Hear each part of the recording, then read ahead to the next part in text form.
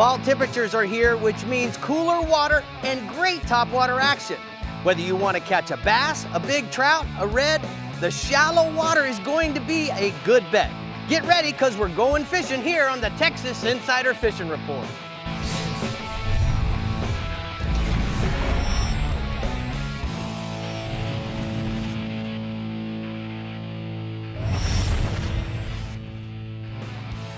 Welcome back to the Texas Insider Fishing Report. We're so excited to get y'all back on the water and for the weekend. From what I hear, Rick, this weekend of fishing is going to be completely and totally awesome. Absolutely, Bree. But you know what? Speaking of the weekend, how was your weekend this weekend? Oh, you know, I just got married.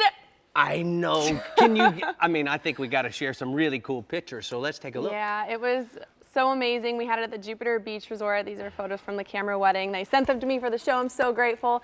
It was crazy trying to get ready after Hurricane Irma came through. I almost didn't have the wedding there. We almost had to have it at a bar outside, but everything worked out last minute. They got power Thursday night. We replanned the wedding Friday, and all my family and friends flew in, and it was a fairy tale wedding, and one that was definitely a dream come true. It and absolutely was. There. You know, the cool part for me was Yeah. you planned the wedding so far ahead, 9 months ago. But what Yes. I thought was funny is that God has a sense of humor. He He throws does. in a hurricane just to give you a little cork. Yeah, is to say, well, you didn't have any stress, but every bride has stress, so That's right. we're So- going to give it to you. That's and right. it was definitely stressful, but it turned out all great in the end. But Dave, you're so quiet over there. CCA Workbench man. I ain't got nothing that compares to getting married, that's for sure. Oh. Except, well, you know, I got you a key lime pie. He so. did. I asked him for a key lime pie There's- for my wedding gift, that's- and he made me one. He's There you a go. great baker. Yeah. He is, I hear. Pies, anyway. I can't bake cakes. He can bake pies. Yeah. Any baking's Trouble good with for the me. cake. Hey, let's get to the show. Let's get to What do you say? fishing. All right, well, starting us off is our captain in the Upper Coast region, Captain Caleb. Caleb, how's the fishing over there? Hey guys, hey, you know, we're still seeing, you know, some of the flood effects from Hurricane Harvey, obviously, and you know, I'd still say that, you know, about 85% of the bay is completely fresh, and you know, we're going to be in a long road to recovery before things are completely back to number, you know, or normal. But you know, on a better note, the freshwater influx, you know, from the flood was like a flash flood event, quick to come and quick to quit. You know, basically the flow has come to a halt, and what we've got is pretty much what we got. We just need to get rid of the fresh water that's here. So, you know, with the heat and a lot of that surface water will evaporate, and each tide exchange will mix up the water, and, you know, it's going to make it better. But West Bay hasn't been terrible as far as salinity goes. You know, the fishing just has been kind of mediocre right now, but it's definitely showing great signs of improvement. You know, a lot of guys are, you know, already starting to catch some fish there. You know, it will improve with time. You just got to be patient. West Bay is going to be the most consistent place to catch trout until things get back to normal, you know, throughout the entire complex. And once that water temperature does drop some, those fish will begin to congregate and stack up more along the South Shoreline coast for their traditional fall and winter patterns. And then, you know, on the redfish, just as West Bay is a hotspot for trout right now, it'll also be the hotspot for redfish as well. While redfish don't really get as messed up by freshwater as trout do, it's still not as easy to locate and catch them in the completely mud water that we've got in the rest of the bay complex right now from the rain. You know, West Bay is generally always a great redfish fishery. In the back lakes around Greens and Karanqua lakes are always, you know, very consistent approaching October. Sight casting, you know, with weedless rig, mirror marsh minnow or gold spoon is always great. All right, Caleb, you know what? We're going to take a second and look at this gold spoon, and then we're going to do some navionics. So the navionics from your region is up in the Trinity Bay. And the cool part about navionics, guys, whether it's on your phone or on your tablet, one of the things you can do is you can check if you're wanting to run a navigational route. As you can see, there's some obstructions and wells, and it talks about those things, but it's really simple. All I'm going to do is I'm going to click right here where it says route. And by looking at the next picture, what you're going to see happen is it can create a safe route from right where I clicked by simply pushing my, holding my thumb or my finger on here. And then this is where I want to end up. It will actually create a route so that I don't have any obstacles to have to worry about. That's how you can use your tablet and make sure you create your own routes. Now, once I've done that, I'm going to push go, and I'm off and running. All right, Caleb, why don't you take us offshore now that I got us through Trinity Bay and out the jetty? That's it, man. Well, hey, yeah, the tarpon guys, we've still been seeing a lot of tarpon off the Galveston beachfront. That water is real clean, and most of those guys are running west out of the Galveston jetties and seeing most of those tarpon between the San Luis Pass and the Brazos River. Trolling coon pops or dead shad seems to be the most consistent. Live baiting will bring them in a lot of bycatch, though, such as sharks and jack breville, but, at least you're getting bit. And then also, the red snapper, pretty much like I've talked about all year. Those red snapper bite, it's always great. Our red snapper fishery out of the upper Texas coast is always good. Just depends on the weather and the ability to get out there. Any hard spot, natural or, artificial reef will have snaps on it right now. And they'll bite any kind of bait you throw at them, making them, the most consistent offshore species that you can catch here. All right. Well, thank you, Caleb. You already did red snappers? Yeah. All right, bub. I'm going to go ahead and take a look at the upper coast hotspots from your region. He says inshore, trout and redfish. West Galveston Bay is going to be your best bet for trout and redfish right now.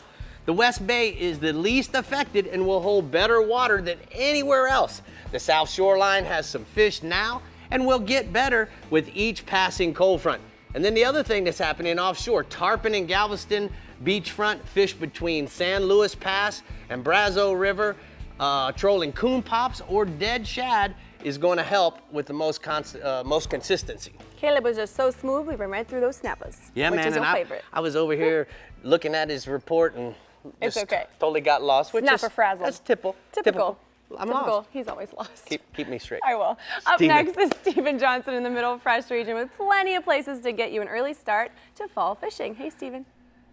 Hey, how you doing? Hey, all of us here, all the captains in Texas, want to say congratulations to you and your new husband. So, yeah, you had a little hurricane, pre-party, but other than that, it all worked out great. So I'm so happy for you.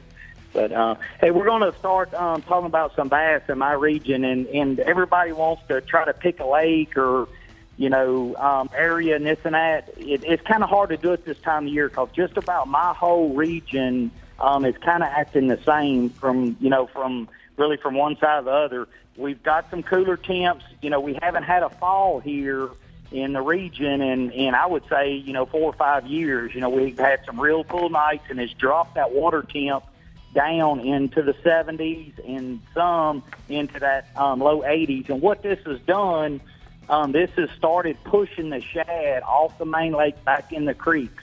And I'm saying this is for Belton, Steelhouse, Rayburn, Livingston. This is just about you could throw a dart on my whole region, and this is working the same. As these nights warm up a little bit, some of that bait will start moving back, but it will not get out of those creeks. So when you go into those creeks, you always want to try to pick the creek with the best wind blowing in it. If you go in a creek and you don't have any wind, jump over on the other side of the lake. You definitely want to fish those windy creeks. And once you find that bait, sometimes that bait will be in that 14-foot range. Sometimes it'll be 10. Sometimes it'll be 6. You just have to watch that bait each day. And once you find what area that bait's in, you can really just about run it on your whole lake like that. And those fish will stage.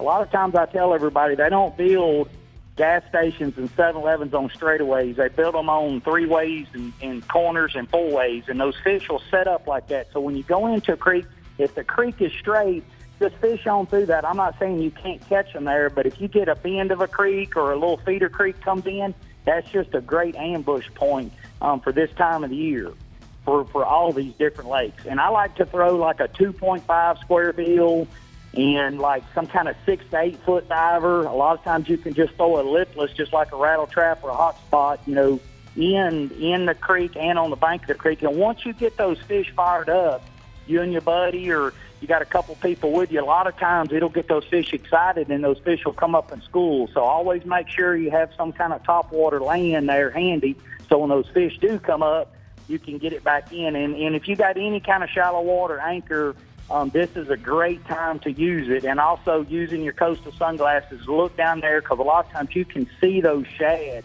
and just kind of watch how they're acting. And when those fish aren't feeding real good, you can look on your electronics and you can see the big balls of bait and you can see the fish under them. And a lot of times people, and I have it and we all have it, a lot of times you get up on top of the fish. So if you get up on top of them, reach down, hit your waypoint, turn back around, give it 15, 20 minutes and then come back in. But it's real critical this time of year to make sure to stay on those windy banks. Right now we've got a lot of southwest wind. We've got another little front coming in for the weekend. It's going to come back out of the north. So if you go in and catch them in one creek one day, not saying you can catch them there, the fish will still be there, but you always want to stay on that windy side of the lake. All right, tell us about the crappie, bub. Well, most time this time of year, our crappie fishing, just about in the whole region kind of peters out once that temperature starts falling. But for some reason over on Sam Rayburn, not trying to pick on Rayburn, but this year, with the little storm we had, the water jumped up 5 feet, and they're really inching it down. They're trying to keep a lot of that water out of Beaumont, going back down to the coast. And what that's done, that's kept a lot more of that water up on top of that brush, and the water's cool, and it's kept a lot of that bait up on top of that brush. So what that means is those fish are staying. They're staying on the brush, they're staying on a few of the docks, and they're staying on the bridge pilings. So if you fish the bridge pilings, always make sure you fish on the shady side. The fish are coming from like 9 to 15 foot. You always want to make sure, if you got a couple people, that everybody's at a different depth. And as soon as that one person starts getting bit, then everybody kind of measure theirs, because a lot of those crappie, they're real finicky. So they're not going to swim down, and a lot of times they're not going to swim up to get that bait. So you want to make sure you keep it right there in that strike zone. And one thing with the wind, a lot of times those crappie, they don't like that big wind. So if you get a big south wind, try to get more in that protected area, on that bridge or on the backside of that pillar, or if you're fishing some brush. So it's totally different than those bass. You want to try to stay in a calm area. In that the live bait is the best. Several of the guys are catching them on jigs, blue and white, red and chartreuse, and just smoke color. But that live bait is really hard to beat right now in this time of the year. And it looks like, we've got a little bit, kind of like a little warming trend, this little front that's coming in this weekend. Not supposed to do a whole lot, so I'll see that crappie staying, going for the next couple of weeks. All right, Stephen, thank you. Great report from the Startron Middle Fresh region. We're going to go ahead and take a look at his hot spots. He says the fall bass fishing is in full swing. All the lakes in the Middle Fresh region are doing great. Get out to the mouth of the creeks and fish in towards the bank until you find the fish. And then you can catch them all day long. And this year is off to a great start, Bree. Pumpkin spice and fishing. Fall is here. Aww. Coming right up on the Texas Insider Fishing Report, we're checking in with the Upper Fresh region. But first, we are headed to the CCA workbench for rigs and techniques to see what Dave Farrell has for us. Dave. We're talking about Amberjacks today. Knives. Seeing how everybody's getting out offshore, we're going to see if we can get some big Amberjacks in the boat. Perfect. I like it. We'll be back with all of that and more. The Texas Insider Fishing Report is brought to you by Yamaha. Reliability starts here. The American Fishing Tackle Company. Precision tackle and performance clothing since 1958. Guy Harvey, marine wildlife artist and conservationist. Navionics, we start where the road ends. CCA Texas, a leader in marine conservation. And Okuma, inspired fishing. Meet the water's lightest 25 horsepower four-stroke, the all-new Yamaha F25, the new standard and 25 horsepower portable four-strokes. At just 126 pounds, it's got the best power-to-weight ratio of any 25 horsepower four-stroke on the water. With performance that bests the previous Yamaha F25 and features like Yamaha's VTS for precise trolling speeds, batteryless EFI, built-in resting pads, and carry handles, it's the perfect portable power for small boats. Remember the glory days of gasoline? It's just not made the same anymore. Kick your gas into gear with StarTron. Pump up the performance in all of your engines. Cure the problems of ethanol with the power of enzymes. And maximize your mileage every time you drive. Kickstart your engines with StarTron.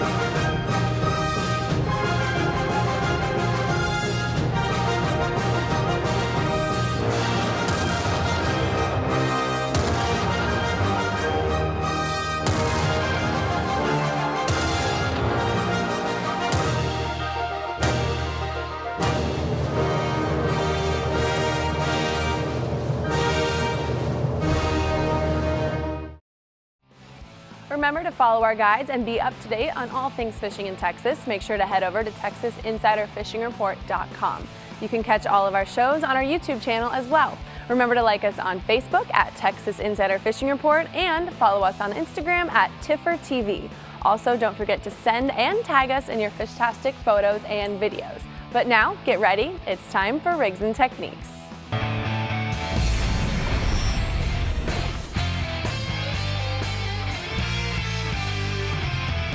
You know, Dave, we're here at the CCA workbench, and certainly Yes, sir. CCA has created a lot of artificial reefs. Oh, yeah. Where Amberjacks love to live. Well, like they love to get on top of those rigs, any kind of structure. They are oriented around a piece of structure all the time.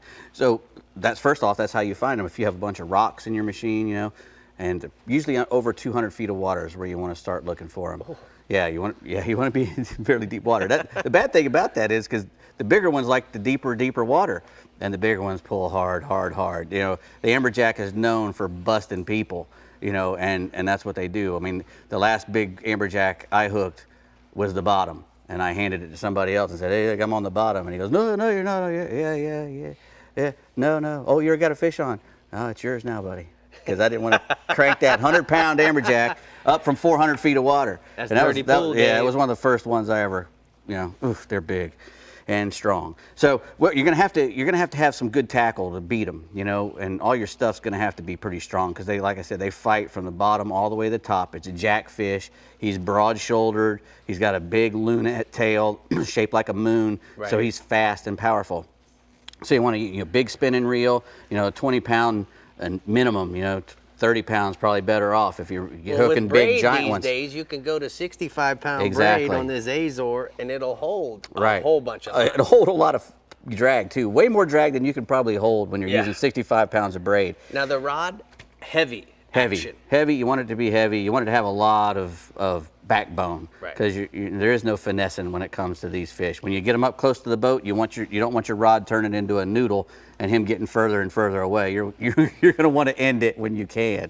Right. So what we're going to do is when you get out there in your boat to locate them, first off, you're going to use your sounder because you don't want to like a lot of fish. If you can't mark them, they're probably not there. Right. So when you get on one of these wrecks, you look about mid-water column and you start marking stuff mid-water. If you're in 200 feet of water, between 60 and 80 feet down, you're starting to see a bunch of stuff down there above the wreck, then you know it. And what you want to do first off is probably the best thing to do is to get you some live baits because Amberjacks love a live fish. And that's usually when you find out there's Amberjacks there, you'll be fishing for red snappers and your red snappers start disappearing. And it's a shark.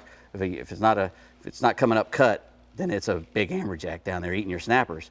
So what you'll do is you'll put a sabiki rig down there, try to catch some of the live bait that's on the wreck or the reef that you're on, and that's the good bait. That's a really good bait for them. Matching the hatch. Yeah, and when you pull that thing up through those Amberjack, you'd be lucky if you don't.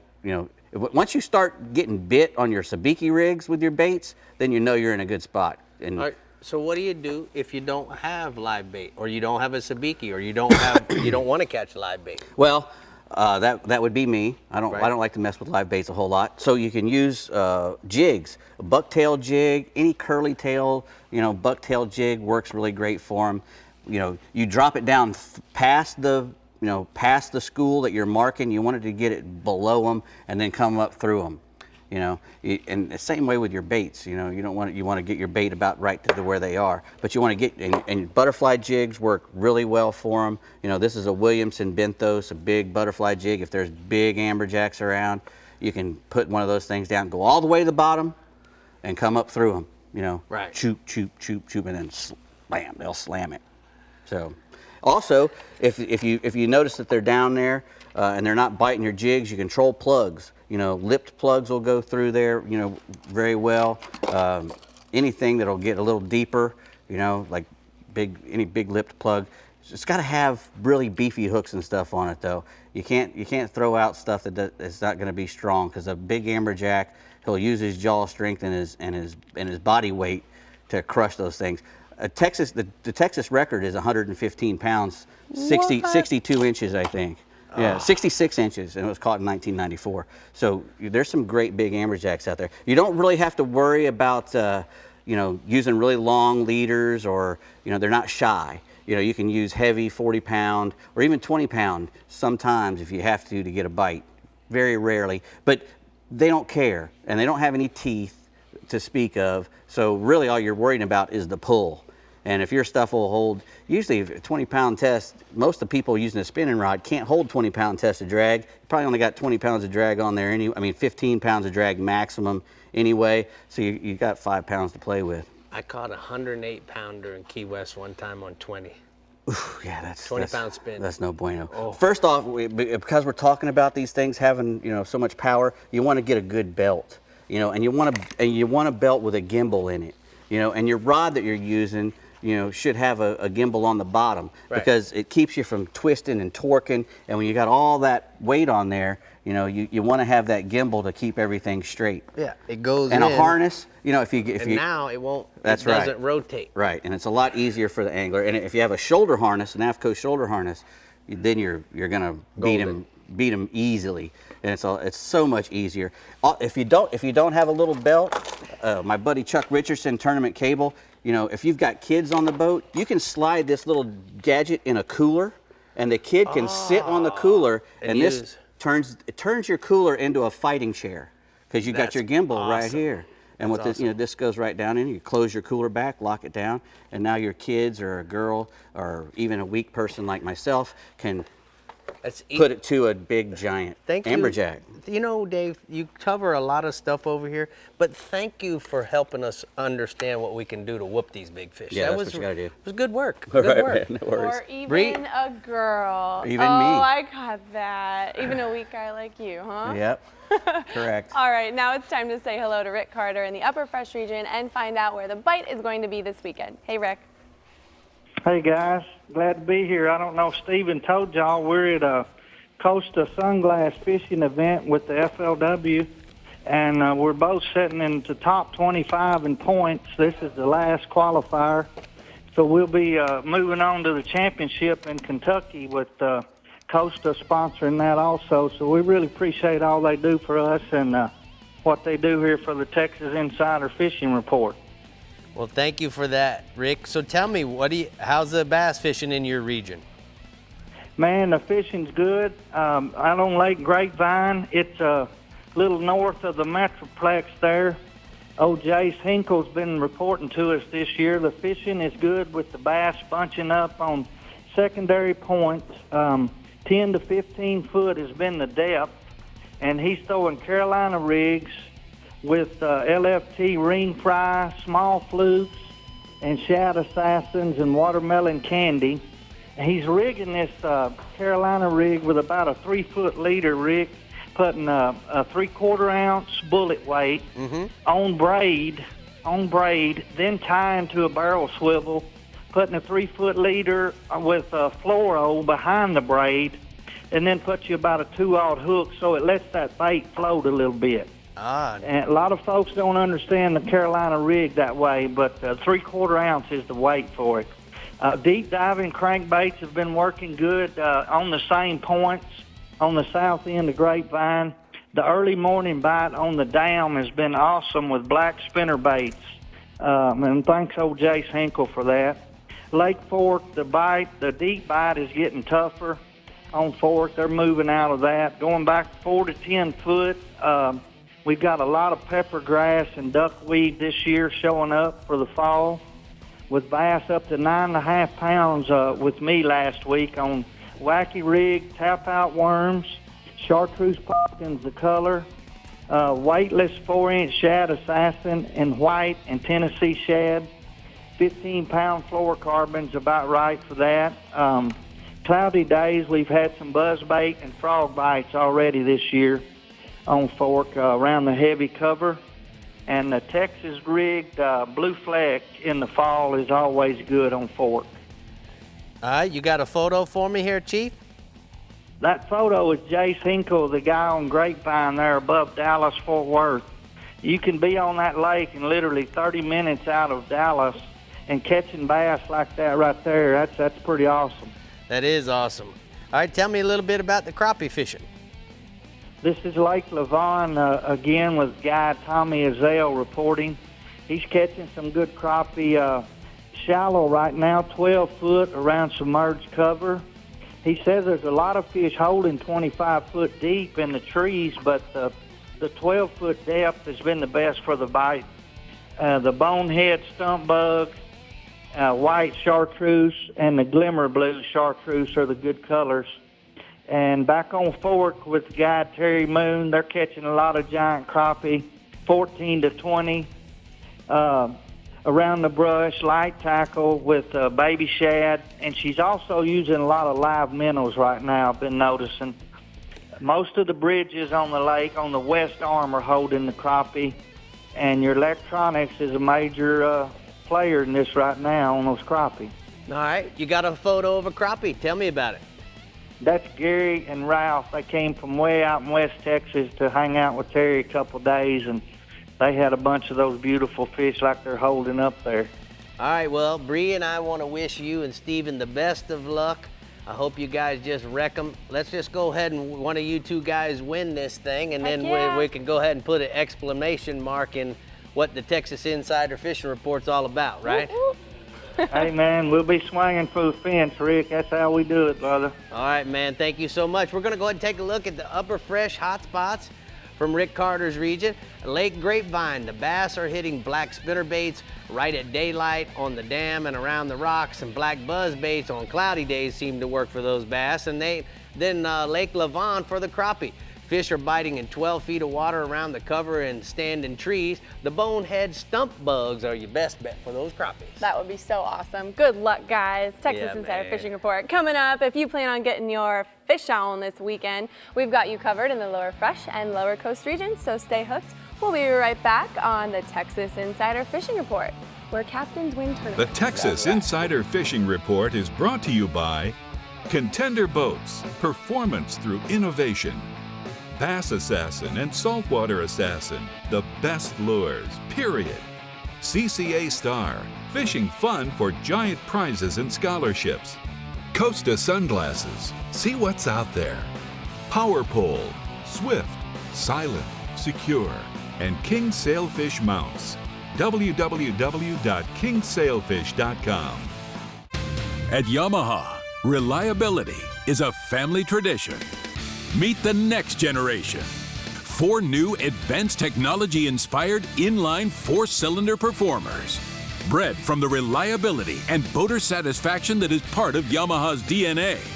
They prove that when power gets lighter, faster, stronger, and smarter, boating gets even better. And more satisfying for boaters like you.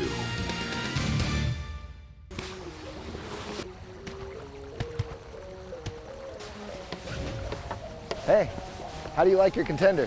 How do I like my contender?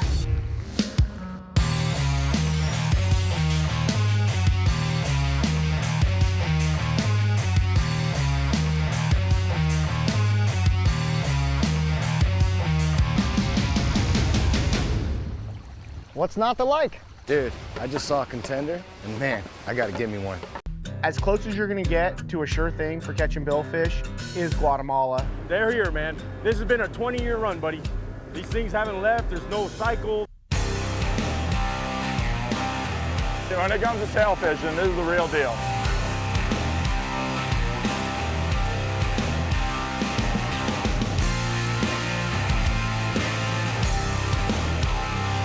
The amount of sailfish here is ridiculous.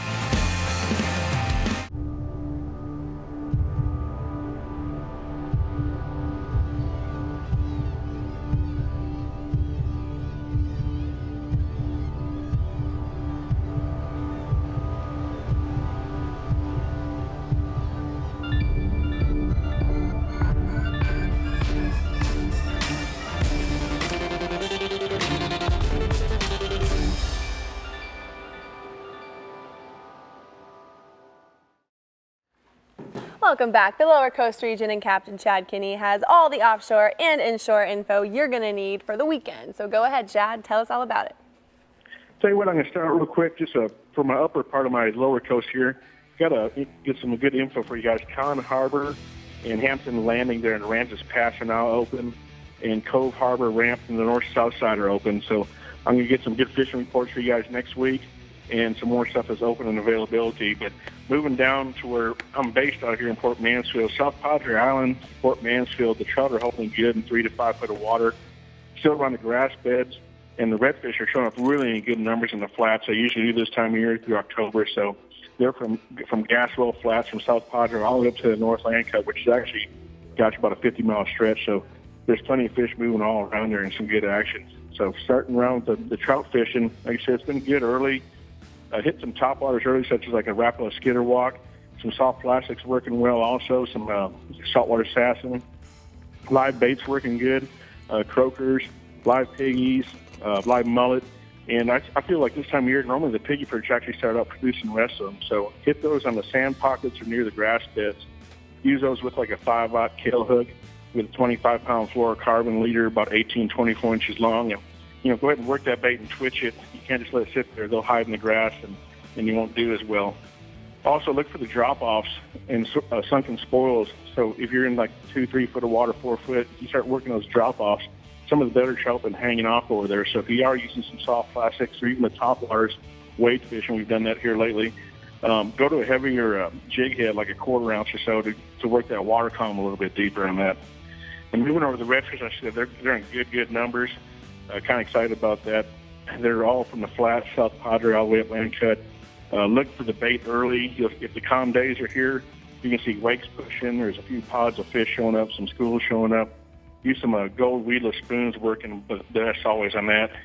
Also try some soft plastics, pab tails, white, chartreuse and tail. Works well. Always love that. The most effective way right now is wade fishing. It's more productive. The reason why, if we get some calm mornings like that where the fish are out there, if you're drift fishing guys, you're going to shut down those fish. You're going to push way too far in front of you. You're never going to be able to really get to them. So if you can get out there and find those fish like that, go ahead and drop everybody off, all your buddies, your anglers, who else, about knee-deep water in the morning, and go ahead and spread everybody out within casting distance of each other. And try to stay at the same pace when you're moving through there. Don't have one guy sprinting and one guy standing there going through your tackle box. Just kind of stay at the same pace. And if you get some fish going, don't walk through them. Stay on the fish. And if they're not getting bite as much, and you kind of push a little bit faster, you'll have a lot more production. Be better off with that. Got a nice picture of a redfish here, actually an oversized red, about 37 inches. A buddy of mine, Captain Eric Solis, caught. Nice good fish there.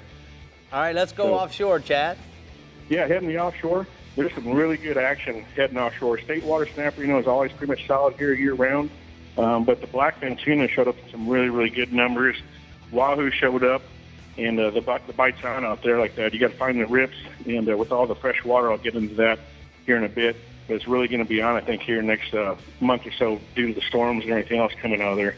So the snapper fishing in state waters, it's excellent, out here in Minnesota. We got bait balls showing up. On these bait balls, you can see Spanish mackerels popping, bonita popping. If you like those on the way out, go ahead and hit them. The snapper in 60, 90 foot of water. Use a fresh bait if it's available there, or frozen squid and sardine works great. So since we've had a lot of the storms and stuff, the current's been stronger. So if guys are normally drifting out there for the snapper, best thing you can do is anchor up with at least like 3 times the road, which if you're in 60 foot of water, at least use 180 foot of rope and try to put a 20 foot, probably put a chain on there. It's going to help you anchor up a lot better, work the current. So on the current, also use a double rig, 150 pound mono, work better with a 13-ounce circle hook, and try like an 8 to 16-ounce bank weight. That'll help you be a lot more productive when the currents are this situation. But the fishing's been phenomenal. Got a good picture there of a red snapper of a mom and her son, Amy and Tanner Wynn. That's Tanner's biggest fish here today as far as the snapper goes. Wow, those are some stud red snappers, man. Yeah. I can only imagine what that tastes like. All right, Bub, what do you got a little further offshore?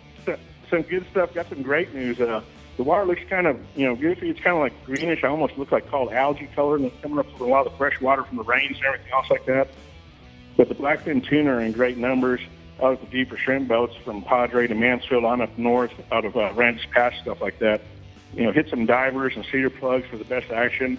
And some wahoo are scattered in there, but there's so many tuna, it's hard to get to those. So the wahoo and dorado, you're finding those along the rip a little bit better off the boats. And try some Rapala divers, about 8 knots for trolling for those.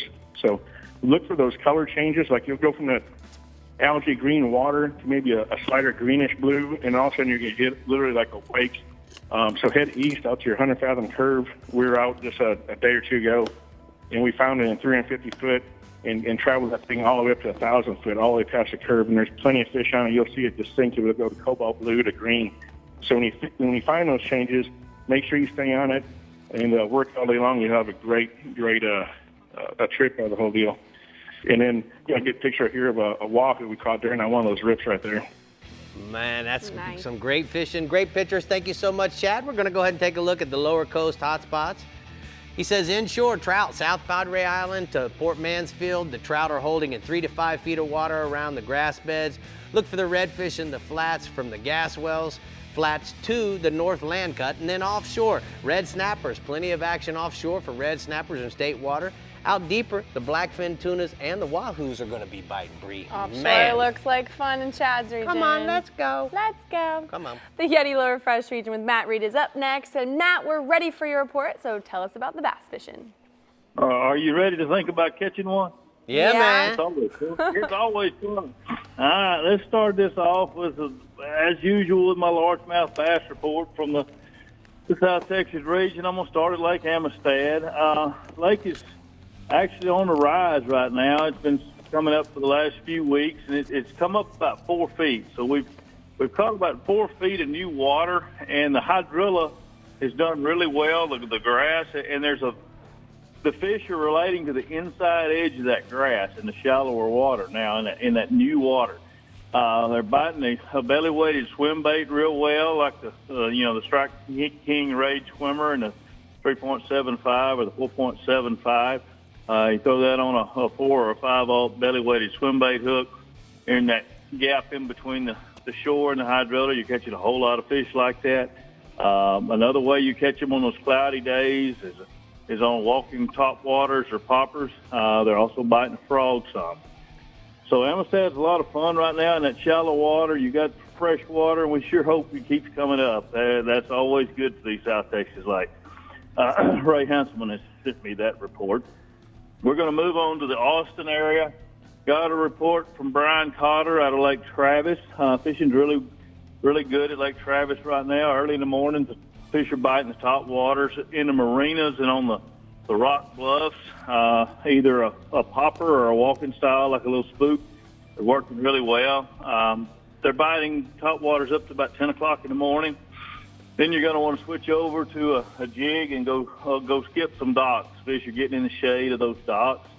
Catching a lot of them that way. If you get tired of fishing docks, the fish are out on the main lake ledges in really deep water, and that's because it's clear. Those fish are in 40 to 60 foot of water out there on those rock ledges. But Travis is fishing really good right now, so if you're in that Austin area. We're going to move on over to a report from Greg Boyk on Fayette County. Fayette County just reopened last week from Harvey, from being high and everything, but it's back open again. Morning topwater bite is really good on the main lake point, so shallow, up against the grass cover there. They're also biting popper-style baits and the walking stuff, like the spooks and other types like that. When the sun gets up, they're moving out on the main lake points. We're catching those fish on a Carolina rig, soft plastic, or a Texas rig in June bug. That darker color, because of the dirtier water, seems to be doing well. There's also a crankbait bite on the dam in about 18 foot of water. So lots of options there at Fayette County. It's a fun power plant lake to fish, and there's always some fish going. Tell me about the photo here, bub. Okay, we're going to skip on to the photo. That's Brian Cotter with his daughter with a tournament limit they caught at Lake Travis the other day. Just a nice limit, and always fun to see the kids involved. I'm sorry I jumped the gun. Give me some Lake Falcon. Oh, yeah, you jumped me off. I know. I jumped the gun, man. I'm so excited about the fishing in Texas. I just want to go fast. That's okay. I'm down in Falcon right now. We're catching 50 to 70 a day with some good ones mixed in. They're on the rock ledges, rock points out on the main lake at 18 to 25 foot. That's where I'm fishing. There's also a good flipping bite, about 4 foot of water on the hardwoods on the upper end of the lake. Let's jump on to the white bass at Falcon. Man, they're biting really good. They're on the windy points in 8 to 12 foot of water. Catch them on a shad color crankbait or a slab spoon in white or silver. They're on the points. You can also chase the birds right now. It looks like salt water with the seagulls working them. So there's a lot of fun, and that's just a picture of a nice little hour worth of white bass in that cooler. Man, Matt, you had a really good report this week. I appreciate it. What you gonna be? You got some charters? Are you busy? I've been busy. It's been fun. It was a little slow with the storms this month, but there's people got a lot more to worry about than going fishing, and everybody's getting back on it now. Fishing's good, and we're ready to rock and roll. All right, guys, thank you so much. And we're going to go ahead and take a look at your hot spots. Don't forget, guys, you can get his information. Go down and go fishing with him. That's how you can kind of donate to the cause. Largemouth bass in Lake Amistad are biting swim baits and top waters on the inside edge of the hydrilla. And then those white bass at Lake Falcon are biting cranks and spoons in 8 to 12 feet of water on the windy main lake points, Bree. And he might even cook for you. Oh, that'd be That would great, be the wouldn't best. it? All right, with one more region to go, we're headed to the Middle Coast region. But first, Dave Farrell has some new products at the CCA Workbench. Ain't that right, Dave? Yep, I know you guys are tired of hearing about hurricane stuff, but we got some good stuff that'll get you through it. A lot of deodorizers and mold killers and stuff like that. Hey, you always Gonna need help some you of out. those. Always Yeah, need man. some of them. All right, we'll be right back. Especially with the bad shoes, The baby. Texas Insider Fishing Report is brought to you by Maverick Boat Group, makers of premium boat brands Maverick, Hughes, and Pathfinder. Rapala, catch the latest at rapala.com. Yeti, built for the wild. Building Conservation Trust, CCA's National Habitat Program. StarTron, cures and prevents ethanol fuel problems. And Casa Vieja Lodge, 5-star angling in beautiful Guatemala. The ultimate predator has evolved again. Now, Yamaha VMAX SHO Performance is prowling the waters in 4 hungry, exciting new models. With their 4 valves per cylinder and double overhead cam fuel-injected design, these advanced 4-stroke predators are taking performance to a whole new level. Vicious, lean, efficient. VMAX SHO. The pack is growing.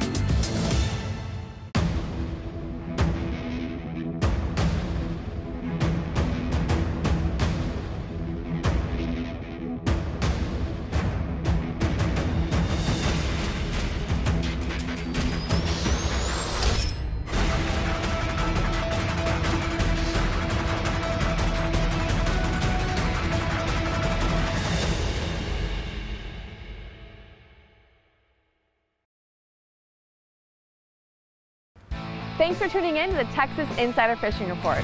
Be sure to like us on Facebook and follow us on Twitter and Instagram to keep up with our captains, contests, and appearances. You never have to miss a show. You can find full episodes as well as special segments right on our homepage. Just head to TexasInsiderFishingReport.com for everything you need to know to stay hooked up.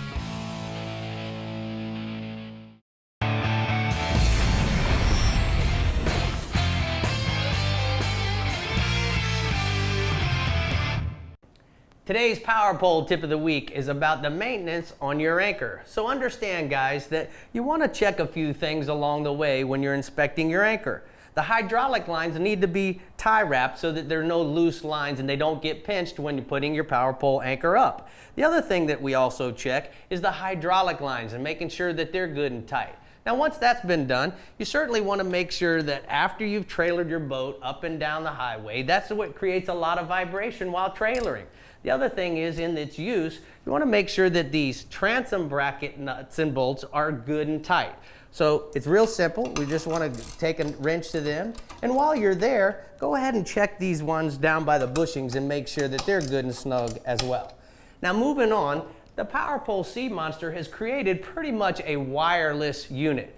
With that being said, the only electrical connections that we have to consider would certainly be the battery and the fuse. So make sure that there's no corrosion happening there so that we can get the maximum amount of performance out of our anchor. Now, Power Pole has created a rebuild kit or a hardware kit for those of you guys that have units that might be 5 years old or older. So check that out online. And the other thing that comes to mind is if you need to do any diagnostics or need software updates, you can certainly find that through the Sea Monster app. And that's today's Power Pole Tip of the Week.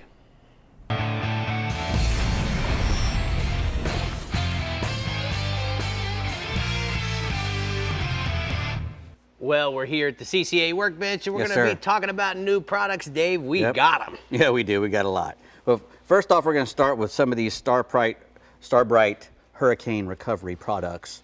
I actually had to use one when we got hit by the last storm. My wife's car got flooded, so we had to use the auto odor eliminator. And what these, we got a boat odor eliminator as well. These two products are pretty much the same. One's a little smaller because it goes in your car. This one goes in your boat. But what these are is it's sodium chloride. It's a really powerful poison kind is what it is. And what it does is when it gets in your car or your boat, it kills all those bacteria, mold, all that kind of stuff that makes those odors. So it's not a deodorant, know. This thing kills all the odors. So how does it work? We take and open up this pouch. Yep, you open up this pouch and you wet this sponge and you sprinkle that powder on the sponge. You put it in here and you close up this shell. Take all the paper out. Yep, and you put this paper you have to take out because it's a warning that you put on the boat of your salon, the salon door or on your car door or whatever. It says, don't come in here until there's poison gas. That's how serious this stuff is. So then this thing will be saturated with the contents of this pouch. Right.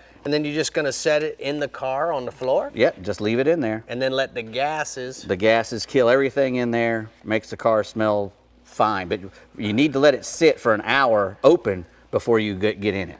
That's it's powerful stuff, very powerful stuff, commercial grade. Also, we have this Performicide, and this is Starbright, and this stuff is great for, it's a 32-ounce spray kit. It's got the same kind of stuff in it, and it goes, you put it in here, and you mix it with 32 ounces of water. Comes with the bottle, and the sprayer. Yep, lets it sit there for an hour, and then that stuff will kill just about anything you spray it on. MRSA, E. coli, staph, mold, norovirus, all that kind of stuff. Anything tuberculosis, anything fungicide, this stuff, you spray it on any hard surface, and you don't even have to wipe it off. That's the cool thing about it. You can spray down a hard surface with it, and again, this is like hospital grade. You can use this on tile floors, countertops, yep, any hard surface. I wouldn't spray it on any soft surfaces, and if you're inclined to do so, make sure you test it in an area first. Now, Dave, a lot of people got generators with gas cans have been sitting in the ready position for blowers, months. lawnmowers. There's a lot of stuff that you can use the Startron enzyme fuel treatment for, and even when we finally put these things away, which is coming soon, hopefully for everybody. You want to make sure you put some of this in it for the next time, for the next storm. This keeps your water out. It controls and helps all the ethanol problems that come along. Yeah. When ethanol gas sits, it turns into some nasty stuff that can eat up all your little hoses and your gaskets, and this stuff keeps all that from happening. Keeps your enzyme in the gas and this little bottle here will do up to 128 gallons. Yeah, it's a lot. You can use it for gas engines, diesel engines, great stuff. Right. All right, Dave. Well, these are some new squids from Moldcraft. These are the Squirt Nation squids. Moldcraft's been making squids and lures forever, but these are their new, they've been making the first Moldcraft squid, is ubiquitous among marlin fishing, the green squid chain, and then, they've been coming more and more advanced, and now Moldcraft is stepping up, and this is actually a big dredge full just to show you all the different colors. But you can order a dredge full of squids, you can order a chain full of squid from them. They just make all kinds of different colors. They're all 100% American made here in the United States, and all the material is 100% American. So, Moldcraft Products does a really great job. When you troll teasers, obviously you keep them close to the boat. What kind of fish, obviously besides billfish, do you get? Wahoos come up in here, tunas come up in here? Yeah, we hope the wahoos will come and look, then they won't eat it, but because they'll take stuff away. But yeah, just anything that'll eat a ball of fish, they'll be interested in coming to look at that. And tunas will come up to spreads, these big dredges and everything else. So anything that you're targeting will come up probably. It's making me hungry. What about you, Bree? Well, I'm targeting Captain Pink Grimes in the Middle Coast region, and he says if you plan on fishing, you're probably going to be catching, right, Pink? Yeah, we are. We're trying to get the word out that the fishing is good and that all that freshwater inflow that we got from the floods has not adversely affected our bay system. I mean, sure, our salinity levels in our bays have been reduced, but with all the flood waters, but not enough to totally rot off the bay. Our water's kind of tea-colored, but I've got a little secret for you. It's salty on the bottom. This week in Matagorda Bay, numerous trout over 5 pounds and even up to 7 pounds were caught in that tea-colored water. The water resembles kind of like the upper coast in Sabine Lake on a good day, and you just can't argue. Heck, I had a 30-inch trout this week as well drifting, so they're still eating. Grassy banks along the north shoreline of East Bay are holding solid trout for waders, tossing live bait, topwaters. The reefs in the middle of the bay are producing the same results on sheep hunks, super spooks, down south lures, bass assassins, Norton bull minnows, and mirror little johns. On the upper end of West Matagorda Bay, it's been consistent on north winds for trout to 5 pounds over shell. And then that shell around Coon Island, the Barge, and Half Moon Reef are holding large schools of trout on live bait right up there in that Palacios area. High tides this week around Freeport have made the back lakes and bayous around Bastrop and Chocolate Bay good for trout along points laden with shell. Live shrimp under a popping cork fished along the edges and drop-off has worked well. In Port O'Connor, guys, Lynn Smith said the high tides has this fish scattered in the back lakes. He said there's been a lot of small trout under birds in the back reaches of the bay, and best trout have come off fishing shell on topwaters on the incoming tide early. And then this week, guy Tommy Alexander, he was flooded out of his house in Brazoria for about 10 days, and so he had to stay in Matagorda. So what did he do? He fished at night underneath the lights and found out that there's a lot of trout underneath those lights on the lower Colorado River, and that river's cleaning up. It was out of its banks at 52 foot, and it's already cleaned up to almost trout green water. So, and there's a photo there of a 7.5 pound trout that I spoke about while drifting with gulps. It was this guy's first trout ever, so it's kind of downhill from there. Yeah. Yeah. That's like catching a 120 or 130 pound tarpon on your first one, you know? Why not? Why not, right? Pretty much. Or a banded pintail, either one. Exactly. September is already prime time for redfish action. Man, you throw in a hurricane like we had, and the water reaches the bays and every ditch and slough, and a bayou was a player with all those high tides. Guide Michael Robb from Matagorda took advantage of the swollen tides, and he caught quick limits of bruiser redfish in West Matagorda Bay. He's been using live shrimp when available, but he's also tossing chunks of mullet out there, which they kind of changed their diet to in September. And waders have found good schools of fish in West Bay on the south shoreline with croakers and live shrimp. Those bull redfish, they've begun their trek to the Gulf, and many have been found along the beachfront from Surfside to Port O'Connor. Hurricane Harvey had opened up past Cavallo and Sunday Beach and Port O'Connor. Those are both perfect spots for bull redfish. All the jetties up and down the coast are players right now. The Surfside and Freeport jetties are holding lots of redfish on cracked blue crabs, mullet, and table shrimp. Then the Port O jetty's full of big reds, 35 to 60 feet of water, soaking Carolina rig mullet. Always this time of year, those slot reds are starting to bunch up on the grassy shorelines, and 2 dozen or more. Man, you just throw a bait out in front of them as they're cruising down the shoreline and hang on. We got black drum going right now with elevated tides. Those redfish that in the back lakes, there's also a lot of black drum with them. And any piece of shell right now is a player. Spots like Shell Island, Twin Island, Crab Lake, Oyster Lake, and Matagorda, Bill Day's Reef, Panther Reef, all of those. And that shell in Turtle Bay and Tres Palacios Bay has been good. Man, we got a lot of tarpon right now off the beach. There hadn't been a whole lot of people out there chasing the foons lately, but there's plenty of them in 25 to 40 feet of water from Freeport to Matagorda. Most of the anglers are drifted mullet or live menhaden in front of rolling fish, and the lure chuckers are tossing the coon pops near the Port O'Connor jetty. Generally, we see an influx of tarpon this month and into October. Most of those fish are 90 to 120 pounds. Don't be surprised to find a fish pushing 180 or better. There's another state record out there like that 229 caught off Galveston Island last week. So. All right, Bink, great report this week. We appreciate you very much. We're going to go ahead and take a look at the hot spots from the Middle Coast.